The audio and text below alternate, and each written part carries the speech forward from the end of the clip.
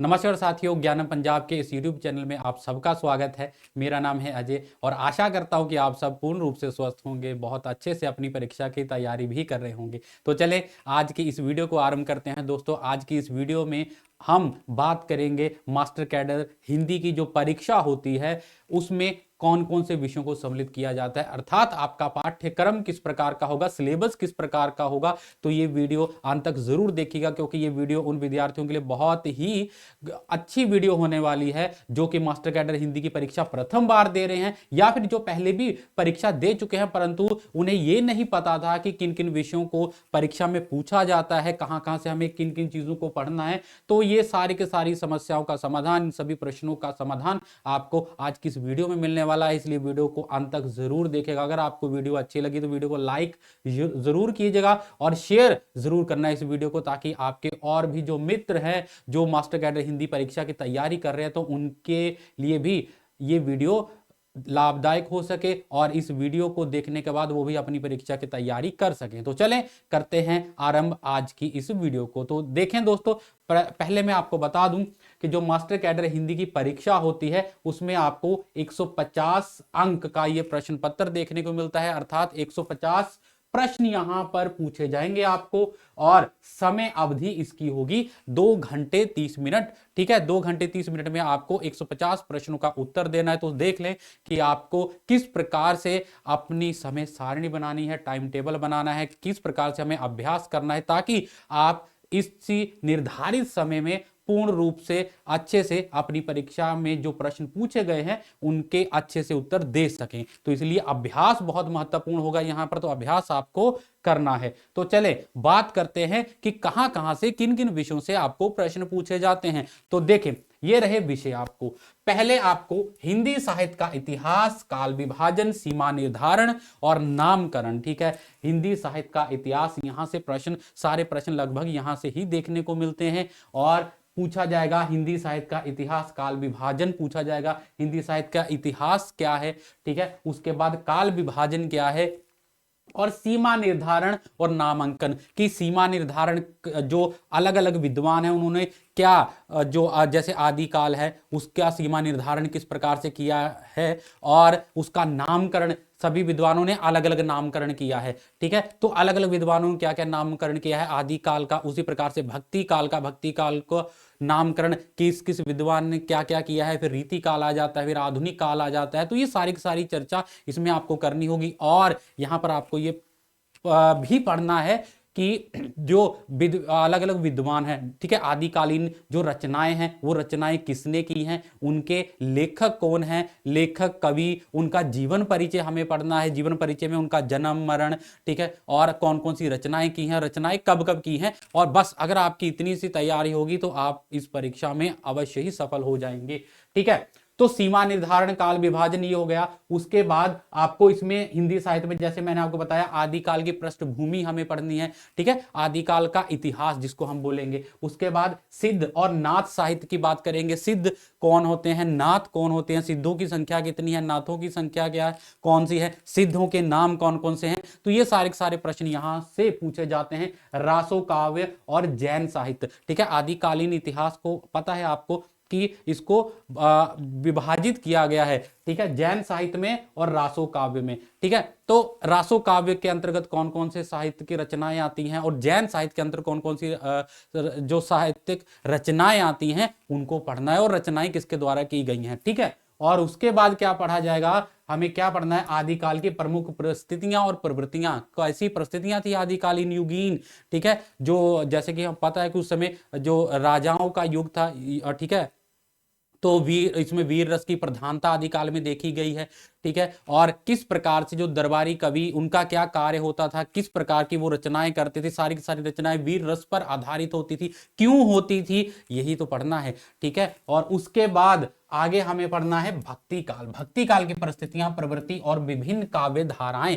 भक्ति काल की परिस्थितियों के बारे में हमें पढ़ना है। भक्ति कालीन परिस्थितियां क्या थी, अर्थात भक्ति आंदोलन भी जिसे कहा जाता है, भक्ति आंदोलन उदय के कारण क्या क्या थे, क्यों अलग अलग विद्वानों ने अलग अलग माना है कि भक्ति काल क्यों आरंभ हुआ, भक्ति जो धारा थी क्यों आरंभ हुई। ठीक है, तो मतलब कि पृष्ठभूमि हो गई। ठीक है, परिस्थितियां या पृष्ठभूमि हमें पढ़नी है। उसके बाद प्रवृत्तियां आ गई, फिर विभिन्न काव्य धाराएं आ गई। ठीक है, भक्ति काल को विभिन्न काव्य धाराओं में विभाजित किया गया है। ठीक है, निर्गुण काव्य धारा, उसके बाद सगुण काव्य धारा, फिर निर्गुण काव्य धारा के अंतर्गत दो और काव्य धारा आ जाते हैं, संत मार्गी, ठीक है, और ज्ञान मार्गी। उसके बाद फिर हमारे पास आ जाती है सगुण काव्य धारा में राम काव्य धारा और कृष्ण काव्य धारा। ठीक है, निर्गुण काव्य धारा में एक संत मार्गी, ज्ञान मार्गी जिसके कहा जाता है, और एक प्रेम मार्गी है। ठीक है, प्रेम मार्गी काव्य जिसको सूफी काव्य कहा जाता है, वो निर्गुण में आ गए। और उसके बाद हमारे पास आ गए सगुण काव्य धारा, जैसे मैंने आपको बताया राम काव्य धारा और कृष्ण काव्य धारा। तो राम काव्य धारा के प्रमुख कवि कौन कौन से हैं, उनकी रचनाएं।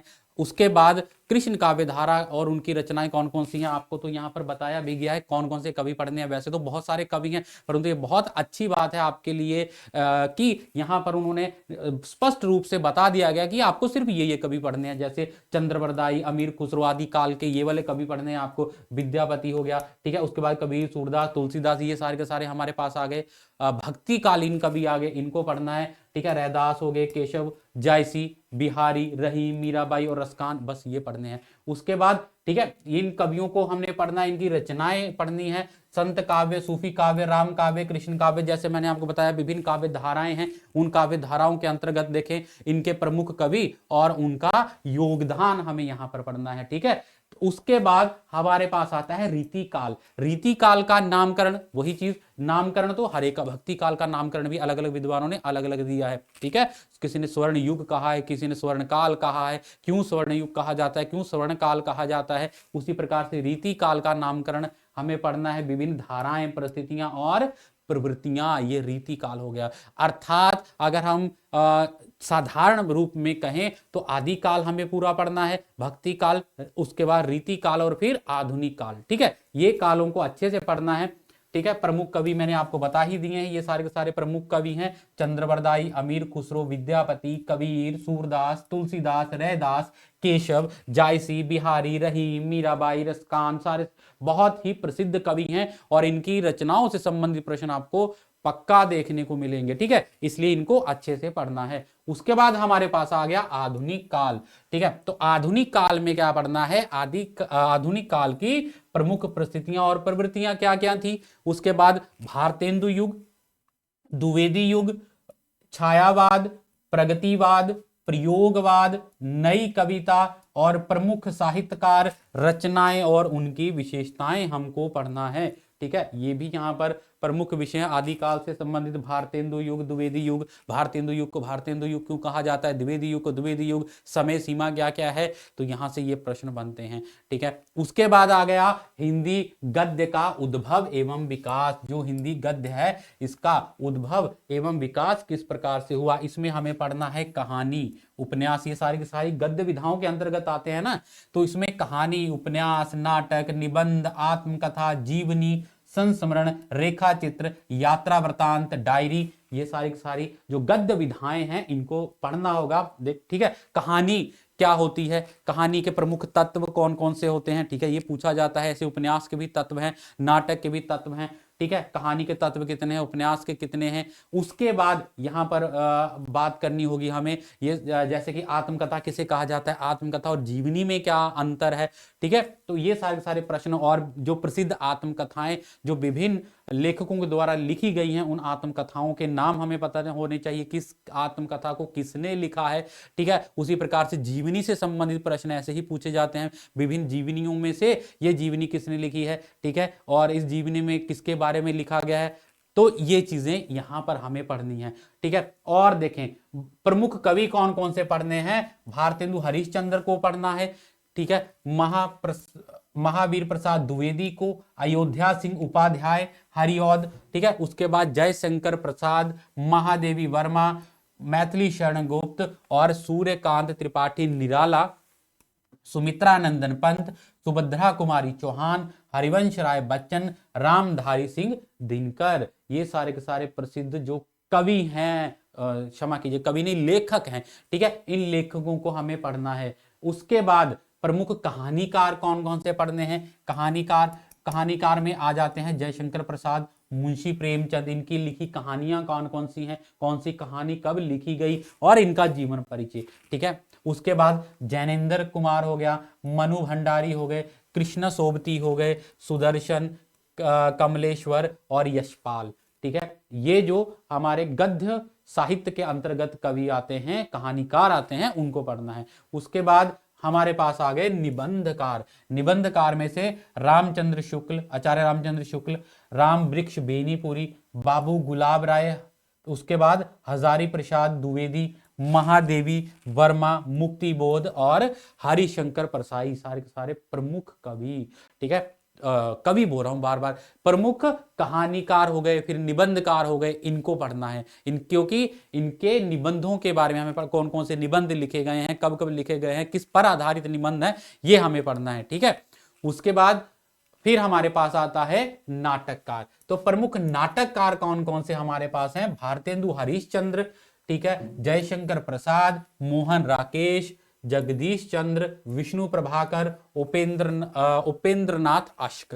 ठीक है, फिर समीक्षा सिद्धांत, जो समीक्षा सिद्धांत के अंतर्गत क्या क्या पढ़ना है? काव्य की परिभाषाएं पढ़नी है तथा भेद, महाकाव्य क्या होता है, खंड काव्य क्या होता है, गीति काव्य की परिभाषा तथा विशेषताएं। ठीक है, ये पढ़ना है। उसके बाद गद्य विधाएं आती हैं, जिसमें हमें पढ़ना है निबंध, संस्मरण, जीवनी तथा आत्मकथा के स्वरूप एवं तत्वों का समान परिचय। ठीक है, जो ये सारे के सारे इनकी जो तत्व होते हैं, इनका स्वरूप किस प्रकार का होता है, इनके तत्व कौन कौन से होते हैं, उनको हमें पढ़ना है। उसके बाद उपन्यास की परिभाषा, उपन्यास किसे कहा जाता है, परिभाषा, तत्व और वर्गीकरण। सिर्फ देखें, तत्व वर्गीकरण सिर्फ यही नहीं पढ़ना है, उपन्यास के कौन कौन से भाग होते हैं वो भी हो गया, परंतु उपन्यास जो प्रसिद्ध उपन्यास है उनको भी पढ़ना है।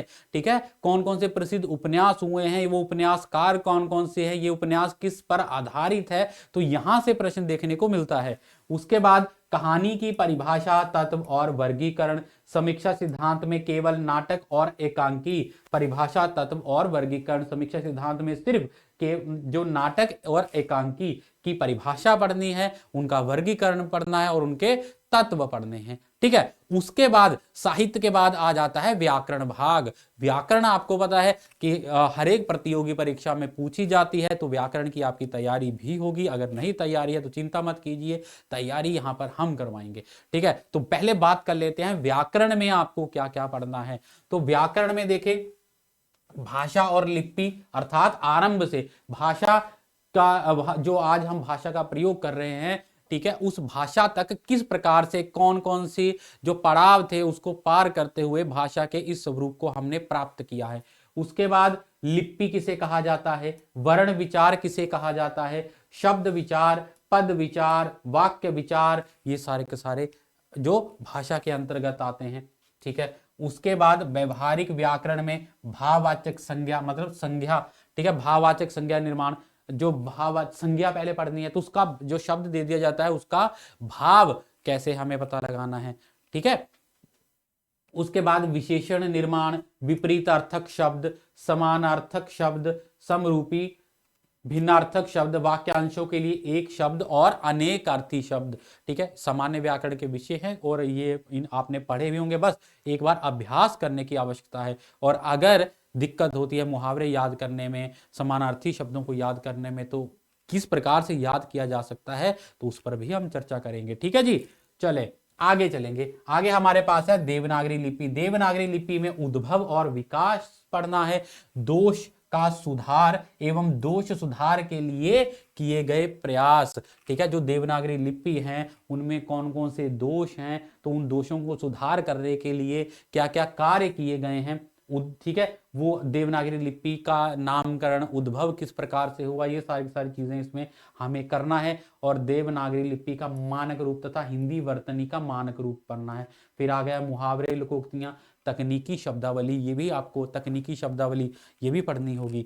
ठीक है, जैसे अकाउंट को क्या कहते हैं, खाता, तो टेक्निकल जो वर्ड्स होते हैं उनका हिंदी में रूपांतरण, ठीक है, वो हमें पढ़ना है। उसके बाद प्रमुख परिभाषिक शब्द अंग्रेजी से हिंदी, ठीक है, अंग्रेजी से हिंदी के जो शब्द तकनीकी शब्दावली आ गई ना, वही हमें पढ़नी है।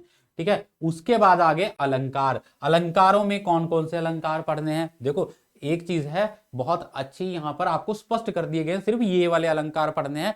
नहीं तो अगर सिर्फ लिख देते कि अलंकार ही पढ़ने हैं तो कौन कौन से अलंकार, फिर तो समझ में नहीं आता कि कौन कौन से अलंकार हमें पढ़ने हैं। तो यहां पर स्पष्ट रूप से आपको बताया गया, अनुप्रास अलंकार पढ़ना है, यमक अलंकार पढ़ना है, वक्रोक्ति, उपमा, रूपक, अतिशोक्ति, विरोधाभास, उत्प्रेक्षा, सारे सारे महत्वपूर्ण, सिर्फ महत्वपूर्ण अलंकारों को पढ़ने के लिए ही आपको निर्देश दिए गए हैं। ठीक है, उसके बाद छंद भी आपको पढ़ना है। छंद में क्या क्या पढ़ेंगे? देखें, छंद में हमें पढ़ना है दोहा, सोरठा, चौपाई। ठीक है, देखें, छंद में हमें पढ़ना है दोहा, सोरठा, चौपाई, सवैया, कवित और कुंडलिया। ठीक है, ये छंद में से हमें सिर्फ ये वाले विषय पढ़ने हैं। ठीक है जी, ठीक है। तो ये आपका पाठ्यक्रम था और आशा करता हूं कि आपको ये पाठ्यक्रम समझ आ गया होगा।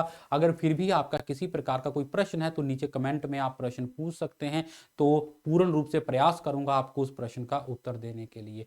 ठीक है जी, और आशा करता हूं कि आपको वीडियो बहुत अच्छी लगी होगी। अगर वीडियो अच्छी लगी है तो इस वीडियो को लाइक शेयर जरूर कर दीजिएगा। हमारे चैनल को सब्सक्राइब करना ना भूले। जो विद्यार्थी पहली बार इस चैनल पर आए हैं, इस चैनल को सब्सक्राइब कर लें, बेल आइकन प्रेस कर लें। ठीक है, और जिन्होंने चैनल को सब्सक्राइब कर रखा है परंतु नोटिफिकेशंस को ऑन नहीं कर रखा, तो नोटिफिकेशंस को ऑन कर लीजिए, ताकि ऐसी ही उपयोगी वीडियो, ऐसी ही लाभदायक वीडियो जो कि आपकी प्रतियोगी परीक्षाओं के लिए बहुत ही अच्छी होती है, वो वीडियो आप देख सके समय समय पर, उनकी नोटिफिकेशंस आपको मिल सके। क्योंकि सिर्फ आप हमारे चैनल पर आपको सिर्फ हिंदी नहीं और भी विषयों से संबंधित क्लासेस देखने को मिलती हैं। उन क्लासेस को फ्री में आप ज्वाइन करके अपनी परीक्षा की तैयारी कर सकते हैं। और आप लोगों के लिए एक सूचना भी है कि पंजाब मास्टर कैडर जो हमारा बैच है 6 तारीख से चल रहा है, उस बैच में अगर आप रजिस्टर अपने आप को करवाना चाहते हैं तो डिस्क्रिप्शन में आपको लिंक मिल जाएगा, तो वहां से आप रजिस्टर करवा सकते हैं।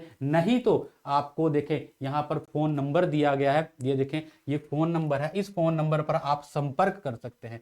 ये देखें, ये आपको फोन नंबर दिया गया है। ठीक है, आपको इस फोन नंबर पर संपर्क करना है और इस बैच को ज्वाइन करने की जो भी प्रक्रिया है आपको इस फोन नंबर पे समझा दी जाएगी और आप इस बैच को ज्वाइन कर सकते हैं, जिसमें कि आपको अच्छे से देखें, जो ये बैच चल रहा है इसमें आपको 1.5 घंटे की क्लास मिलती है। ठीक है, 1 घंटा 30 मिनट की क्लास मिलती है, जिसमें आपको जो विषय है उसको बड़े अच्छे से पढ़ाया जाता है।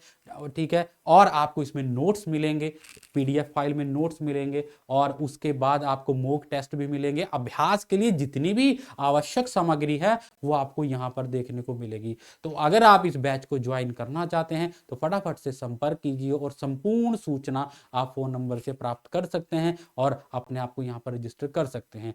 ठीक है जी, तो आज की वीडियो को यहीं पर समाप्त करते हैं। अगर आपको वीडियो अच्छी लगी तो इसको शेयर करना मत भूलिएगा। आप सबका बहुत बहुत धन्यवाद वीडियो में अंत तक बने रहने के लिए। फिर से मिलेंगे एक नए विषय के साथ एक नई वीडियो में। तब तक के लिए अपना ध्यान रखें, अपने परिजनों का ध्यान रखें। धन्यवाद।